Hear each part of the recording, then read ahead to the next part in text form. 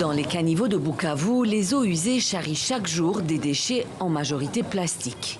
Des dizaines de milliers de bouteilles à usage unique jetées par les habitants. Ces décharges à ciel ouvert posent un problème écologique et sanitaire, mais aussi électrique. Car c'est ici, au barrage de la centrale de Ruzizi, que ces tonnes de plastique finissent leur course. Le phénomène que nous observons ces derniers temps, c'est qu'il y a de plus en plus de déchets. Et ces déchets viennent échouer ici.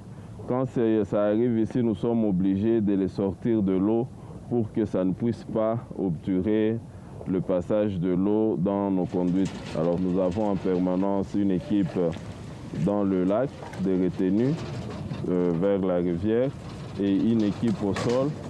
Un travail de nettoyage difficile, fastidieux et surtout répétitif pour dégager chaque jour les déchets organiques et plastiques qui encombrent les installations du barrage et bloquent le passage et l'arrivée de l'eau à haute pression dans la centrale hydroélectrique. Le groupe 1, il arrive à 6, mais celui-ci, il est à 1,5. 1,5 au lieu de 6,3. Parce que les conduites sont obturées là en haut. Nos 4 machines ne sont pas opérationnelles à 100%.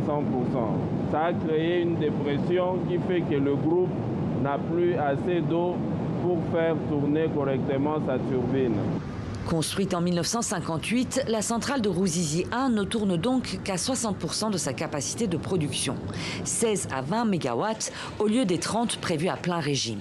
Une situation d'autant plus problématique qu'elle alimente 3 pays de la région des Grands Lacs, la RDC, le Rwanda et le Burundi.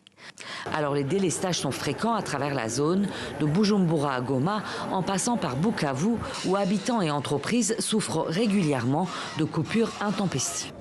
À cause des coupures de courant, il arrive qu'on ne respecte pas les dates convenues de livraison pour nos clients. Car l'électricité fait souvent défaut, surtout en période de pluie. Alors on fait face à ces interruptions et le courant n'est rétabli qu'après la pluie ou après l'intervention des réparateurs de la SNL. Alors à Bukavu, les autorités se sont engagées à assainir la ville. Une campagne a été lancée pour sensibiliser les habitants sur le fléau des bouteilles en plastique. Des travaux communautaires sont également instaurés une fois par semaine pour évacuer les déchets.